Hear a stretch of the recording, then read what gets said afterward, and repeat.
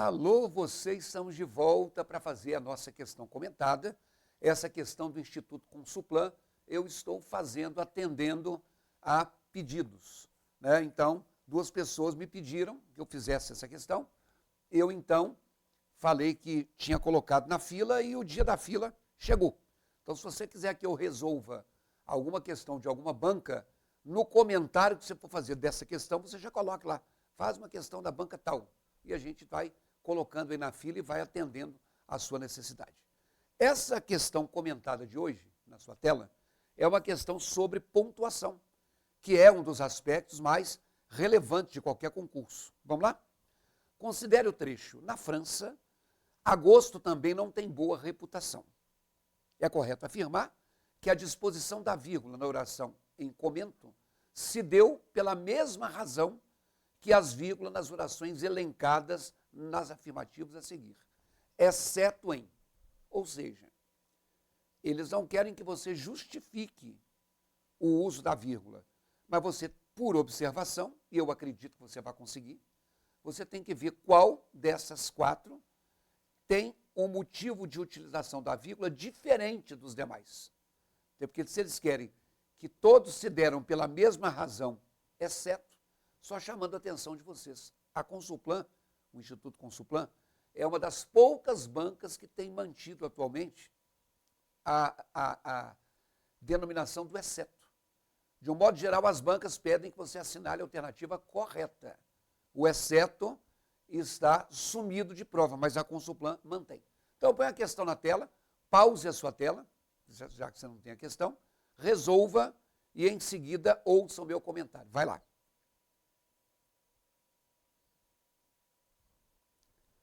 Muito bem. Como eu digo sempre, você que já me segue, já me ouviu falar isso N vezes, a primeira coisa que a gente tem que fazer a respeito de pontuação é tirar o vício. Qual vício? Aquele que sacanamente nos colocaram de que a gente usa a vírgula para fazer uma pausa, que a gente usa a vírgula para respirar. Tudo bem. Já falei também que as pausas na escrita, elas realmente são representadas pelo sinal de pontuação. Só que eu não tenho que me pautar nisso aí. Até porque pontuação é um aspecto sintático. E a sintaxe nada mais é do que a organização da estrutura dos elementos de uma oração. Vamos anotar uma coisinha aí. Quando a gente fala a respeito de pontuação, o que a gente percebe na estrutura sintática é que esse elemento de pontuação, ele é associado à ordem, que se coloca como ordem direta frasal. Ou, como dizem alguns livros, a ordem canônica. O cânone nada mais é do que um modelo. E o que é essa ordem direta? É quando uma frase começa com um sujeito. E esse sujeito determina a concordância de um verbo. E a frase pode parar por aí. Quando eu digo, por exemplo, que os alunos se retiraram, eu posso ter o sujeito, os alunos, o verbo se retiraram e um ponto final. Mas quando eu falo os alunos receberam, eu preciso colocar o que foi que eles receberam. Então vamos colocar aí. Algumas frases, no entanto, após o verbo, necessitam de outros termos, que a gramática chama de objeto direto, objeto indireto, complemento nominal, adjunto adverbial, predicativo. Complemento nominal não completa verbo. O objeto direto, objeto indireto, sim. O adjunto adverbial completa o sentido. E o predicativo do sujeito caracteriza o sujeito. Então, são esses termos que não nos interessam agora. Então, vejam aí, o que interessa para a gente é saber que a ordem SVO, sujeito, verbo e qualquer outro termo, é uma ordem que, se for seguida, mesmo que você respire, você não vai colocar uma vírgula. Então, quando eu falo assim, todos os recursos encaminhados à banca todos os recursos encaminhados à banca receberam uma negativa. Em outras palavras, todo mundo pediu para se anularem algumas questões e não anularam nenhuma. Se você observar nessa frase, o verbo é o verbo receberam, que é um verbo que está no plural. Afinal de contas, não está escrito recebeu. E um verbo é plural quando o sujeito é plural. Assim também um verbo é singular quando o sujeito é singular. Então vejam só, quando você tem aí o receberam, isso que eu estou colocando entre colchetes é o sujeito. Todos os recursos encaminhados à banca, eu poderia trocar isso aqui, por exemplo, por eles. Eles receberam uma negativa. Claro que se você escreve eles receberam uma negativa, você não faz a pausa e, portanto, você não usa vírgula. Mas quando o sujeito é grande, todos os recursos encaminhados à banca receberam uma negativa. Você faz essa pausazinha.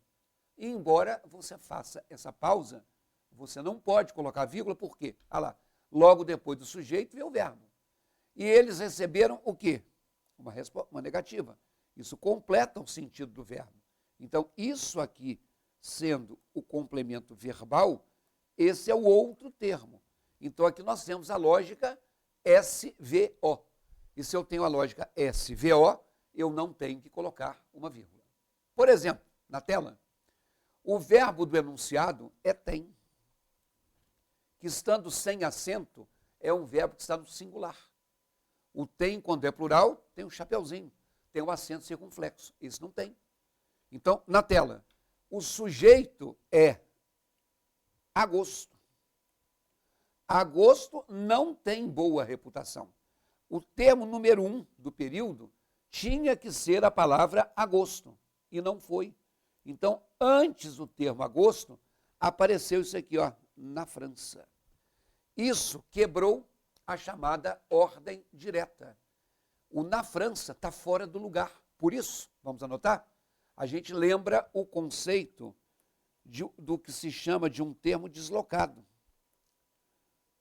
O que é um termo deslocado? Ora, como o nome sugere, deslocado é que está fora do lugar. Então, todo termo deslocado é aquele termo que é colocado antes do sujeito. Então, todo termo anteposto ao sujeito, ele está na ordem direta frasal deslocada. Então, quando eu falo assim, no último simulado, ele recebeu boa nota. Então, quando eu falo que no último simulado ele recebeu, talvez fosse melhor colocar ele conseguiu, né? Uma boa nota, o verbo é o verbo receber, que está no singular, porque o sujeito, ele, também é singular. Se eu fosse olhar a ordem direta frasal, eu teria que começar com o sujeito. Ele recebeu boa nota no último simulado.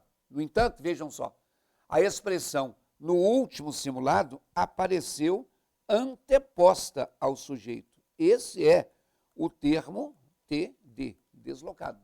E aqui, ó, vírgula. Então, todo termo anteposto ao sujeito, sendo um termo deslocado, ele vai ficar isolado por vírgulas. É o que aconteceu aí na tela com a expressão na França. Na letra A, no interior do Brasil, isso também não é o sujeito da frase. Por que que não? Porque sujeito, meu amigo, não pode ter uma preposição. O Brasil ficou em último lugar na classificação das Olimpíadas de Matemática. Aí sim é o sujeito, o Brasil. Agora, no interior do Brasil, tem a preposição em com o artigo o. Então, na tela, esse é um termo deslocado. O mesmo acontece com a letra B, não é o Brasil, é no Brasil. Olha aqui a preposição no, em mais o, a preposição no, em mais o, e aqui no enunciado, a preposição na, em mais a. Então, não é nem a letra A e nem a letra B. Das duas que sobraram, a resposta é a letra C. Por quê, professor? Porque na letra D, o Brasil é o sujeito. Então, 7 anos depois, não tem a preposição em, Mas em 1961, nós temos. Então, o que acontece? Esses termos aí, eles não perguntaram o nome. Mas vejam só aí na tela. Nesse exemplo, no último simulado, ele representa o que a gramática chama de um adjunto adverbial, no caso aí de tempo. Quando foi que ele recebeu uma boa nota? No último simulado. No enunciado, vejam só, olha aí, na França é um adjunto adverbial de lugar. Na letra A, no interior do Brasil, é um adjunto adverbial de lugar. Na letra B, no Brasil, é um adjunto adverbial de lugar. E 7 anos depois, em 1961, não é de lugar, mas é um adjunto adverbial de tempo. Isso quer dizer que os termos que indicam tempo, modo, lugar, que são chamados de adjuntos adverbiais, o lugar deles não é no início da frase. Então, se você tiver um adjunto adverbial no início, ele está deslocado. Vamos notar? É bom que a gente coloque aqui, ó, a título de observação, o seguinte: adjuntos adverbiais em início de período são termos deslocados. Porque, na verdade, o termo número 1 deveria ser o sujeito.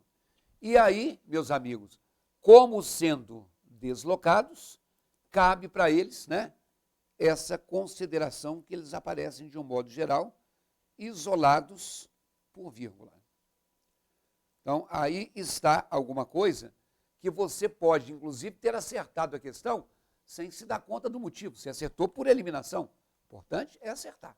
Agora, olhando a letra C, que é a resposta, mas o padre Antônio Delicado, vírgula, que no século XVII reuniu os adágios portugueses, vírgula. Você está vendo que, ao contrário da letra A, só tem uma vírgula, da letra B, só tem uma vírgula, a letra C tem duas. Então, isso não é um termo deslocado, até porque o sujeito da frase é o padre.